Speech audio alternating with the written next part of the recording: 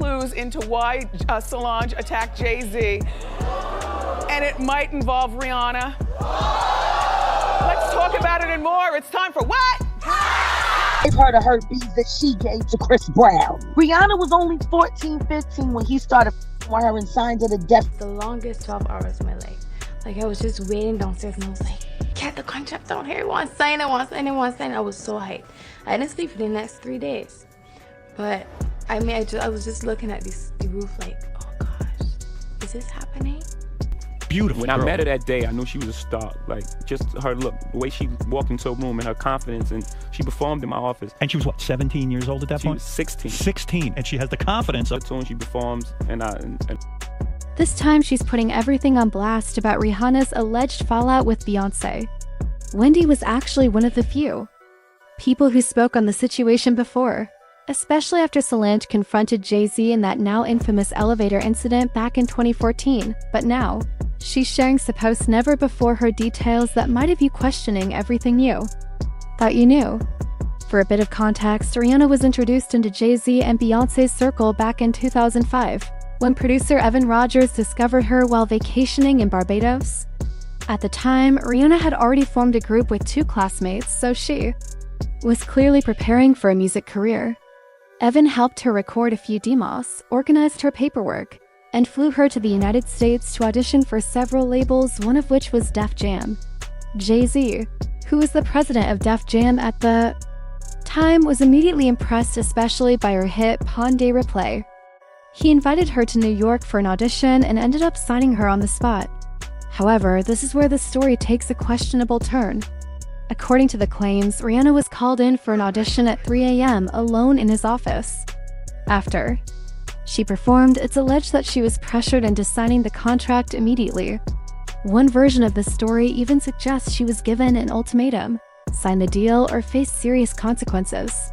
What's your audition with Jay-Z? Tell me what he said to you. A really good audition. Yes. But before I met him, I was so nervous. I was shaking literally. But the moment I walked into the office, the atmosphere was so warm and welcoming.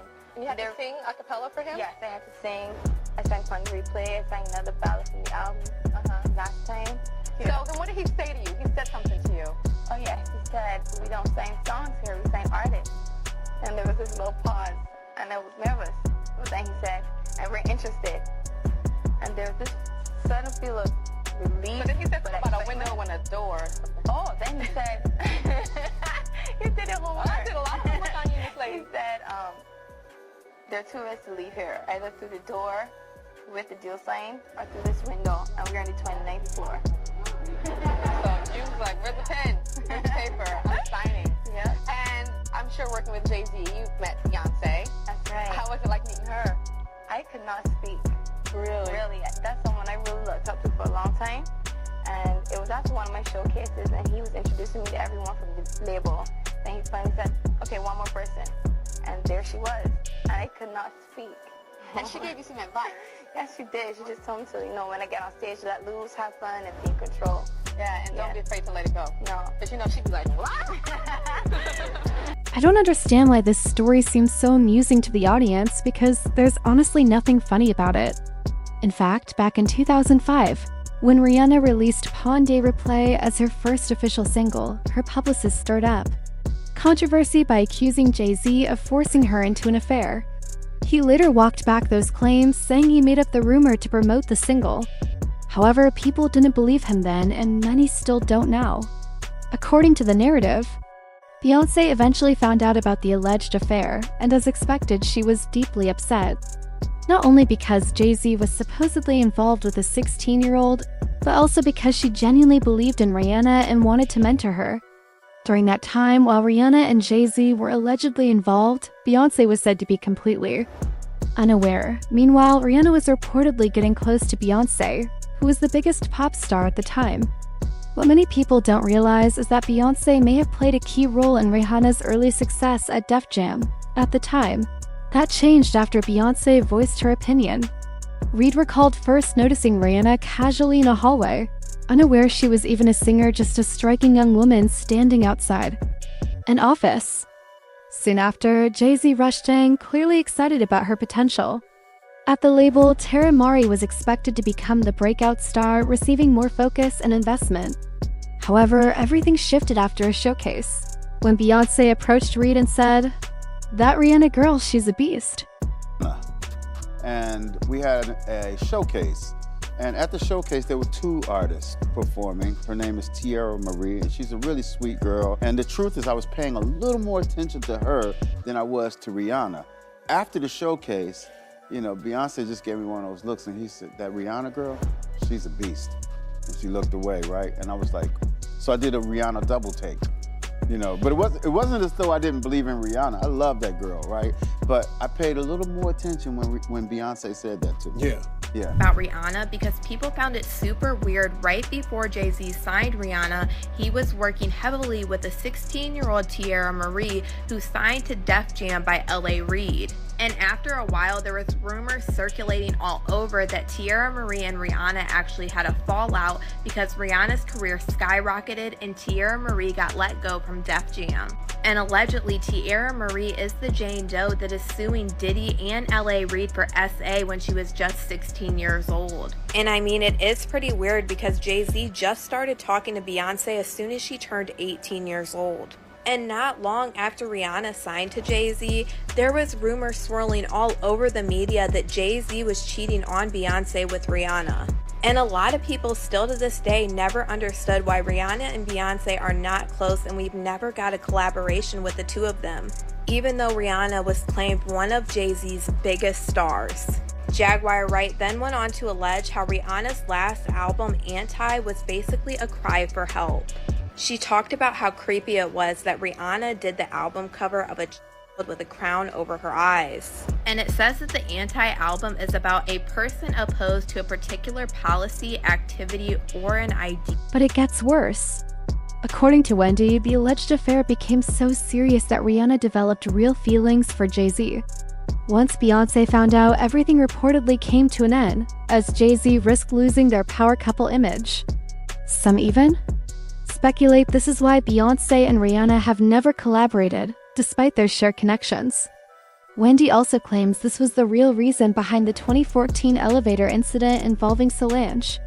She says Solange confronted Jay-Z after catching him trying to leave without Beyoncé to attend Rihanna's after-party, already suspecting the rumored affair and reacting angrily in the moment.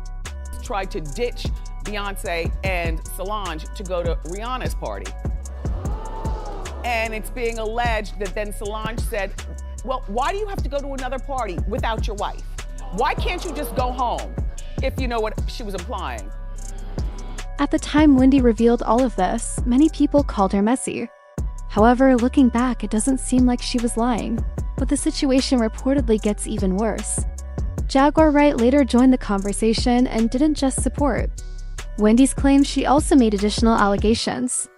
According to her, Rihanna allegedly contracted an STD from Jay-Z and later passed it on to Chris Brown. She claimed Chris was aware of Rihanna's past with Jay but believed it had ended when they began dating.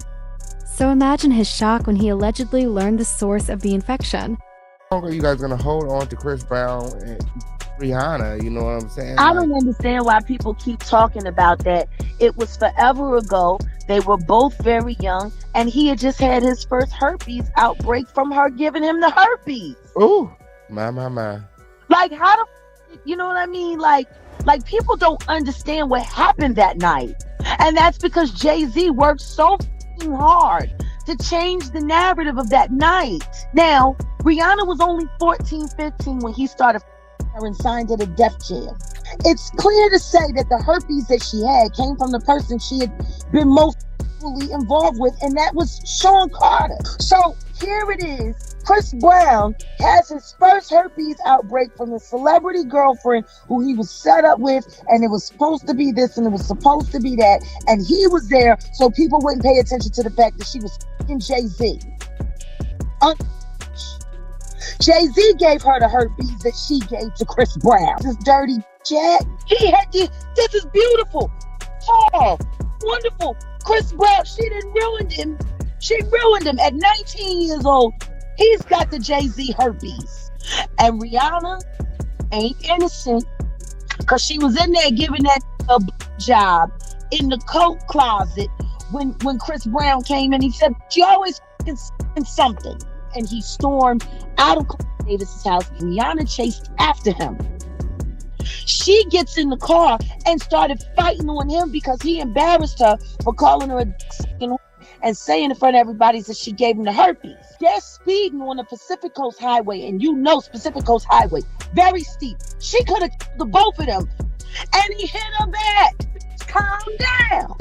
And all of this is happening while he's doing damn near 100 miles. But Jaguar didn't stop there. She also claimed this was the real reason Chris Brown put his hands on Rihanna back in 2009. She further alleged that Chris caught Rihanna with another man when he showed up at Diddy's house to confront her about the supposed infection.